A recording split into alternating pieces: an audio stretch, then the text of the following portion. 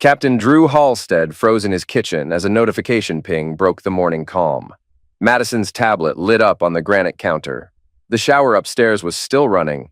She always took 10 minutes with that overpriced coconut shampoo. The message preview glowed. Send another $2,000 or your husband finds out your dirty little secret. Drew's coffee mug hit the counter hard.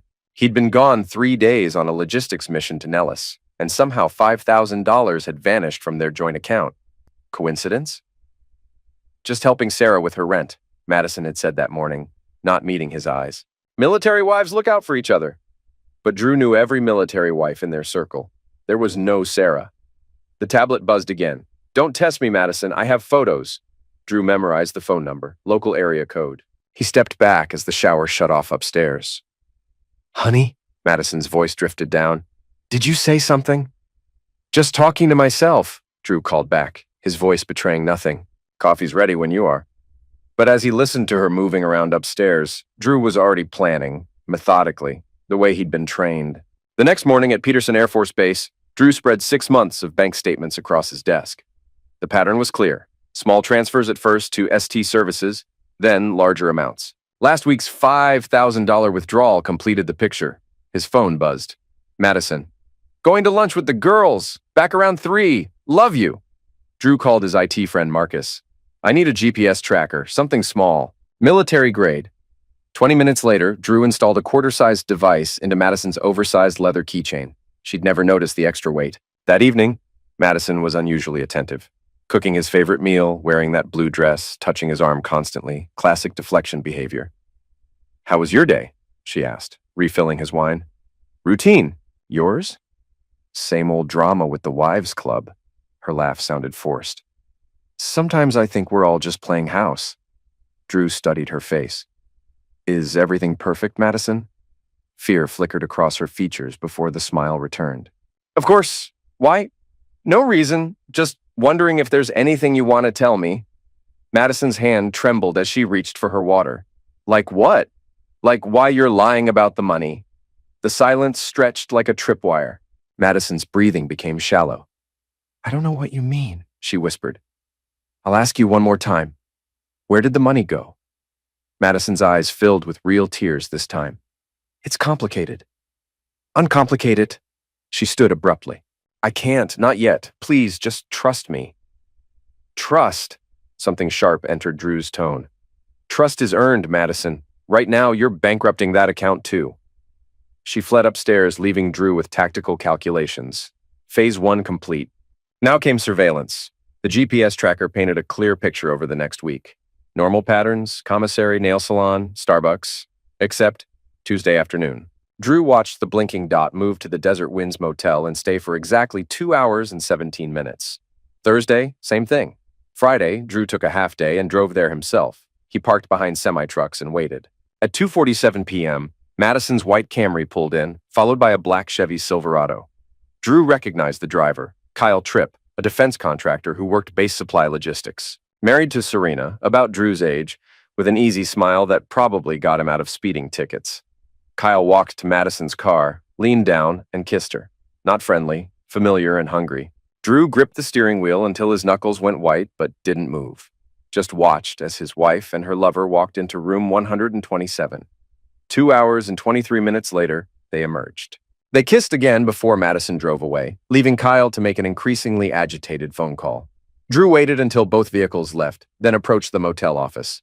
The clerk was worn down with suspicious eyes and yellow teeth. Help you? Looking for someone who might have stayed here Tuesday, Drew said, showing his military ID. Official business? The woman's demeanor shifted. What kind of official business? The kind that pays better than whatever they're paying you to keep quiet? Drew placed a 50 on the counter. Room 127, Tuesday afternoon. The woman palmed the 50. Kyle Tripp, pays cash, weekly rate. 3 months, always with the same blonde. Tuesday and Thursday, regular as clockwork, sometimes Friday. Drew nodded and turned to leave. Walking to his car, Drew felt mission clarity. The enemy was identified. The battlefield mapped. Someone was blackmailing his wife. Someone who knew about Kyle. Someone systematically draining their account. Drew was going to find out who. Drew spent the weekend locked in his office, spreading intelligence like tactical pieces. Bank statements, GPS data, photos of Kyle's license plate. The breakthrough came cross-referencing ST Services with Kyle's background.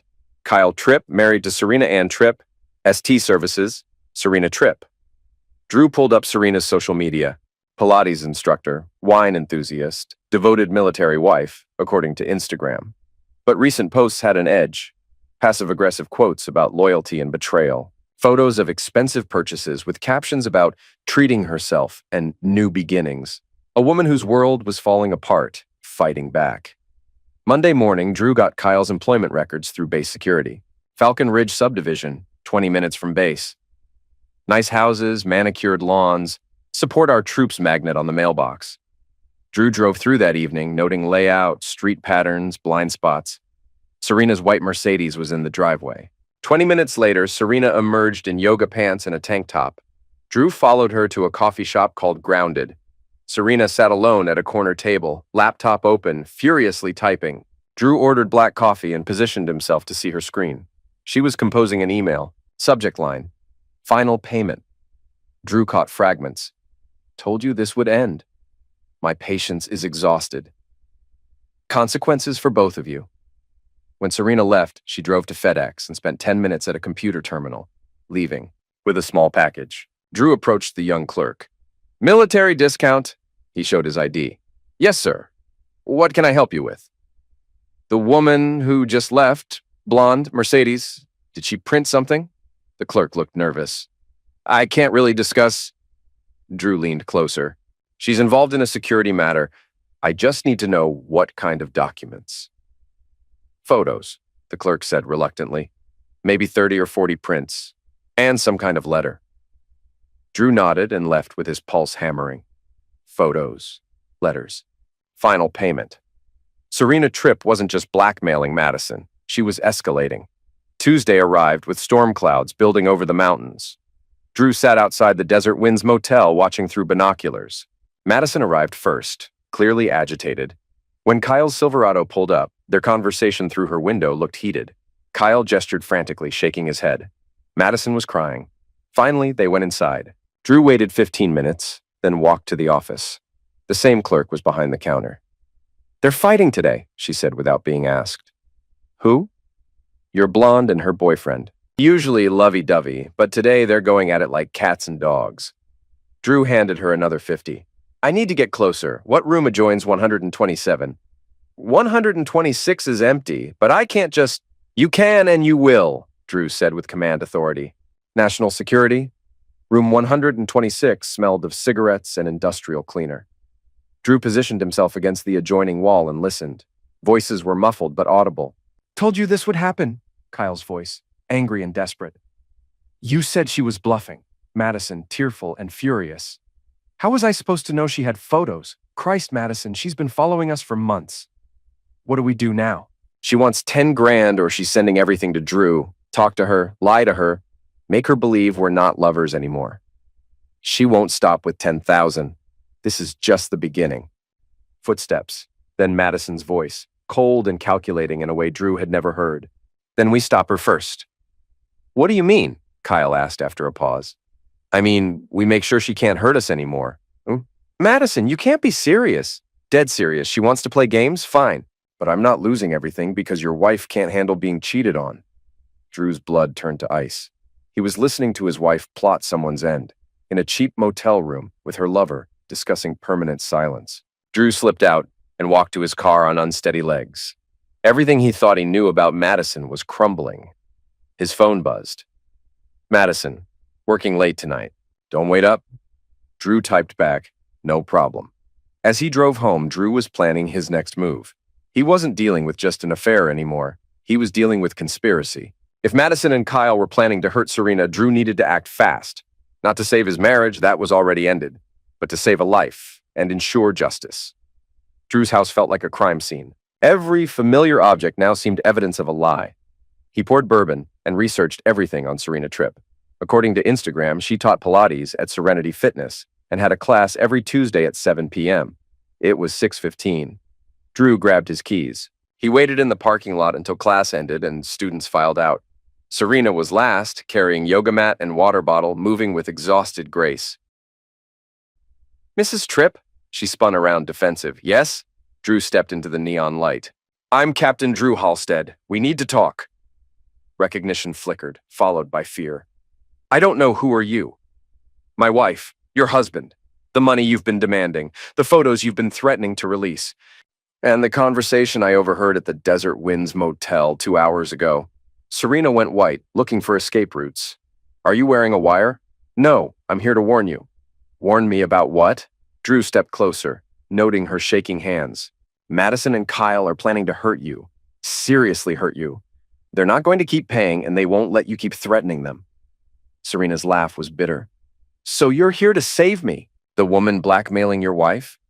I'm here to prevent someone from getting hurt. What happens between you and them after that is up to lawyers and courts. You don't understand, Serena said, tears flowing. He's been lying for months, coming home with her perfume, spending our money on hotels and gifts. I found credit card statements. I followed them. I took pictures. And you decided to make Madison pay instead of divorcing him?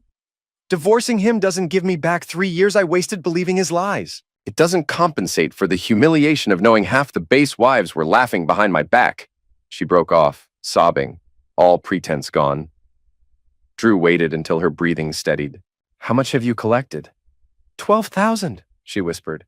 I was going to ask for 10 more and stop. I just wanted them to suffer a little, to know what it felt like to lose something they cared about. Congratulations. You've succeeded. But now they're talking about making sure you can't hurt them anymore. And I don't think they mean more money.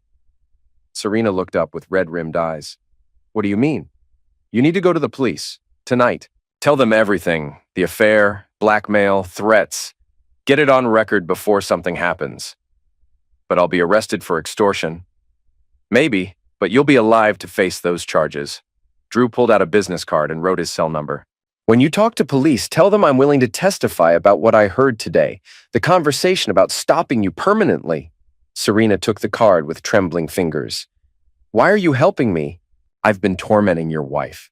Drew looked at this broken woman driven to desperate measures by betrayal.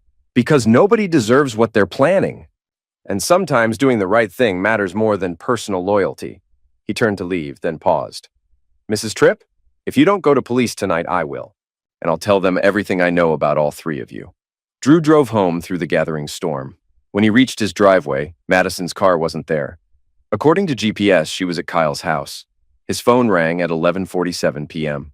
Captain Halstead? Detective Maria Santos, Colorado Springs PD.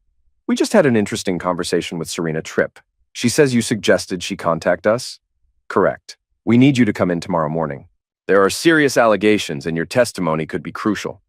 Drew stared out at rain pelting the windows. I'll be there.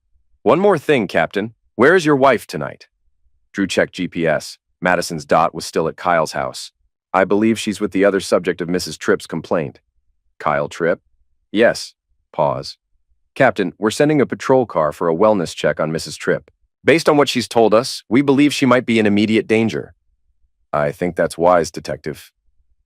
Drew sat in darkness until dawn, watching his wife's GPS dot remain at Kyle's house. When sun finally rose, painting storm clouds gold and crimson, Madison still hadn't come home. Drew realized he was about to lose everything he'd built his life around. But for the first time in months, he could breathe.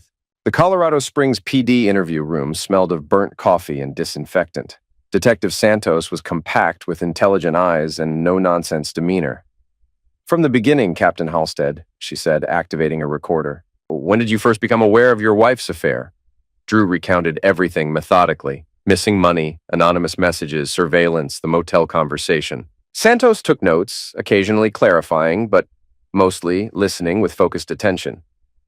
And you believe Mrs. Madison Halstead and Mr. Kyle Tripp were planning to physically harm Mrs. Serena Tripp? Based on the conversation I heard, yes. Madison specifically said they needed to stop her first and wouldn't let Serena destroy her life. Kyle seemed reluctant, but didn't try to talk her out of it. Santos consulted notes. Mrs. Serena Tripp came in last night around 10 p.m. She provided extensive documentation, bank records, photographs, email correspondence. Also disturbing text messages from yesterday evening. From Madison? Unknown number, but threatening content. Stop now or face consequences. You've pushed this too far. Some people don't know when to quit. We're tracing the number, but it appears to be a burner phone. Drew felt cold certainty. Where is my wife now? We don't know. Patrol units went to your home and Mr. Tripp's residence early this morning. Neither location showed occupancy. Both vehicles missing. They're running. That's our assessment. We've issued BOLOs for both individuals and vehicles. We also have units protecting Mrs. Tripp. She's agreed to cooperate fully. Santos leaned forward. Final question. Are you willing to testify against your wife if this goes to trial? Drew looked at his wedding ring, then slowly pulled it off and set it on the table. Yes, I'll testify to everything I've seen and heard. Walking out, Drew felt like emerging from an underground bunker. His phone had 17 missed calls and 43 texts from Madison, progressing from desperation to threats. Drew, where are you? We need to talk. Police came to Kyle's house. What did you tell them? I can explain everything. Please call. You don't understand what's really happening. Final message. If you won't listen to reason, you'll have to live with the consequences. Drew forwarded everything to Santos, then drove to base for emergency leave. Colonel Hayes approved without questions. Family emergency? Something like that. I may need to extend, depending on developments. Take care of yourself, Captain. The military takes care of its own. Drew spent the afternoon packing Madison's belongings into boxes. 6 years of shared life reduced to cardboard containers in the garage. At 4:17 p.m., his doorbell rang. Through the peephole, Drew saw two people he didn't recognize. A tall man in an expensive suit and a woman with silver hair in a severe bun. Federal agents. Captain Halstead, Agent Rebecca Martinez, FBI. This is Agent David Chen. We'd like to speak about Kyle Tripp. Drew opened the door. FBI? I thought this was local. Mr. Tripp holds security clearance and works classified defense contracts, Martinez explained. His situation has raised concerns about potential security violations. They sat in Drew's living room, while Chen explained that Kyle's access to sensitive military logistics information, combined with personal crisis and criminal activity, triggered federal investigation. We're particularly concerned about his recent behavior, Chen said. Past week, he's accessed files related to base security protocols, personnel records, and transportation schedules that have nothing to do with his assigned projects. You think he's selling information? We think he's a man under extreme pressure, who suddenly has access to valuable intelligence, Martinez replied. People in his situation sometimes make poor decisions. Chen leaned forward. Captain, we know you've been tracking your wife's movements. Any idea where they might have gone? Drew pulled up GPS. Madison's dot had been stationary for 3 hours near Pueblo. According to this, she's near Pueblo, but I don't know if she's still with Kyle or if they've separated. The agents exchanged glances. Captain, we need you to come with us. If Kyle Tripp is planning something desperate, your wife may be in danger regardless of her involvement. What kind of danger? Martinez stood up. The kind where people don't survive to face trial. The GPS led to an abandoned industrial complex outside Pueblo. Empty warehouses and rusted equipment from a defunct manufacturing facility. Kyle's Silverado and Madison's Camry were parked behind the largest building hidden from the road. The FBI tactical team moved with practiced efficiency, surrounding the building while Drew waited in an armored vehicle with Martinez and Chen. Through his earpiece, he heard the team leader coordinating. Alpha team in position. Bravo team in position. No movement visible. Copy. Move in. The breach was swift, within minutes. Building secure. 2 subjects in custody. No weapons found. Subjects appear to have been arguing when we arrived. Martinez turned to Drew. We're bringing them out separately. Are you prepared to see your wife? Drew nodded, though he wasn't sure. Kyle emerged first, hands zip-tied, looking like he'd aged 10 years in 10 hours. Wrinkled clothes, unkempt hair, hollow eyes of someone who'd realized the full scope of his mistakes. Madison came next. Drew barely recognized her. The polished military wife facade had completely cracked, revealing desperation and fury beneath. Smeared makeup, tangled hair, and when she saw Drew through tinted windows, her expression twisted with rage he'd never seen. You did this, she screamed, struggling against the agent. You destroyed everything. Chen got out and approached Madison. Mrs. Halstead, you're under arrest for extortion, conspiracy, and threatening a federal witness. You have the right to remain silent. But Madison wasn't listening. She stared at Drew with burning hatred. 13 years, she shouted. 13 years I followed you from base to base, pretending to be happy in your perfect military life. Do you know what it's like to start over every 2 years? To make friends just to leave them? To watch other wives build careers while I arranged my entire existence around your schedule? Drew rolled down the window. You knew who I was when decided to marry me. You decided to destroy our marriage instead of talking to me. Talking? When? Between your missions and meetings and precious military obligations? When exactly was I supposed to tell you I was drowning? Maybe before you started sleeping with Kyle. Maybe before you started plotting to hurt Serena. Serena? Madison's voice rose to a shriek. That woman has been bleeding us dry for months. She was never going to stop. Martinez stepped closer. So you decided to eliminate the problem permanently? Madison's defiance cracked, revealing fear. We were just going to scare her, make her understand she couldn't keep threatening us. With what? The stolen chemicals from the base laboratory? Drew's blood went cold. What chemicals? Chen consulted notes. Mr. Tripp used his security clearance to access restricted materials from the base chemical lab yesterday. Industrial solvents, primarily. The kind used for cleaning sensitive equipment. The kind that could dissolve a body, Martinez added matter-of-factly. Madison went pale. We weren't going to. Kyle thought what? Madison? But Madison had finally stopped talking. The fight went out of her all at once, leaving her looking small and broken. Kyle, meanwhile, was in a separate vehicle, talking rapidly to agents, hands gesturing frantically despite zip ties, body language of a man trying to make a deal. Martinez returned. Mr. Tripp is claiming the whole thing was your wife's idea. Says she threatened to leave him if he didn't help her solve the Serena problem.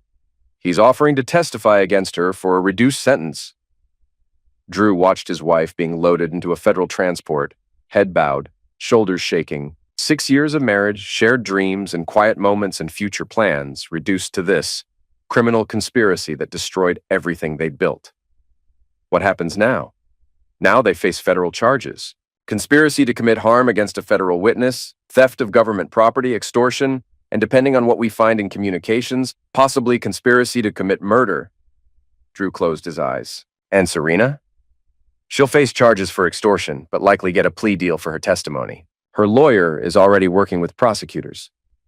As the convoy disappeared down the dusty road carrying Madison and Kyle toward justice, Drew sat alone in the abandoned parking lot, trying to figure out how to rebuild from betrayal's ashes. His phone buzzed. Colonel Hayes. Heard about the arrests. Take all the time you need. Your job will be here when you're ready. Drew typed back. Thank you. I'll be back soon. But driving home through Colorado twilight, Drew wasn't sure he'd ever really be ready for anything again. Epilogue. 6 months later, Drew stood in federal district court in dress blues, watching Judge Patricia Hendricks sentence his ex-wife to 25 years in federal prison. Madison, in orange jumpsuit and shackles, had aged dramatically. Blonde hair grown out showing gray roots, face hollow with someone who'd grasped the magnitude of their choices. Mrs. Halstead, Judge Hendricks said, voice carrying absolute authority. You have been found guilty of conspiracy to commit violence against a federal witness, extortion, accessory to theft of government property, and conspiracy to commit murder. Your actions represent not just betrayal of marriage vows, but fundamental violation of trust placed in military families. Kyle had received 15 years after cooperating fully. His testimony painted Madison as the architect of escalating threats against Serena, though he admitted to stealing chemicals and helping plan what they called Serena's final lesson. Serena served 4 months minimum security and received 2 years. Probation for extortion. She'd moved to Arizona after her divorce, opening a new Pilates studio. She'd sent Drew a single postcard. Thank you for saving my life. I hope you find peace. Drew kept the postcard in his desk drawer, next to divorce papers and final court documents. Sometimes late at night, when the house felt too quiet and memories too heavy, he would read those words again. What wasn't questionable was that Drew had saved his own integrity. In the military, integrity wasn't just a value. It was the foundation everything else was built on. Colonel Hayes had been true to her word. Drew's position waited when he returned from emergency leave. If fellow officers knew details of his personal crisis, they were professional enough not to discuss it in his presence. The Air Force took care of its own, but expected its own to maintain standards. Drew had maintained his standards, even when it cost him everything. Divorce proceedings were swift and brutal. Madison, facing 25 years, had no leverage for property settlements or spousal support. Drew kept the house, cars, and what remained after legal fees. Her last communication was a letter through her attorney. I hope you're happy with what you've done to us. Drew never replied. Now, standing in his empty house, truly empty, with Madison's belongings long gone, Drew contemplated orders received that morning. Ramstein Air Base in Germany. Promotion to major, fresh start. Chance to rebuild his career without shadows following him. He walked through each room one final time, remembering good moments despite everything after. Madison bringing coffee in bed Sunday mornings. Painting the kitchen that first weekend. Those memories weren't lies, even if everything else had been. Real moments in a real relationship that had somehow transformed into something unrecognizable. His phone rang. Detective Santos. Captain Halstead, update. Madison's appeal was denied this morning. The sentence stands. I see. Drew felt nothing. There's something else. She asked her attorney to pass along a message. Drew waited. She says she's sorry for all of it. Drew was quiet. Thanks. After hanging up, Drew finished his walkthrough and locked the front door. His household goods had shipped to Germany. His car was sold. Tomorrow, he would fly to his new assignment, his new life, his new chance to build something genuine. Driving away for the last time, Drew caught himself checking the rearview mirror, not from nostalgia but habit, always watching for threats, scanning for danger, a survival skill that had served him well in military career and ultimately saved him in personal life too. As the plane lifted off from Colorado Springs, Drew looked down at the city that had been his home for 3 years and site of his marriage's destruction. Mountains stretched endlessly toward the horizon, beautiful and indifferent, eternal in a way that made human drama seem small and temporary. Somewhere below, Madison was learning to live with consequences of her choices. Serena was building a new life in Arizona. Kyle was counting years until release. And Drew was flying toward a future he couldn't yet imagine, but knew he had strength to build.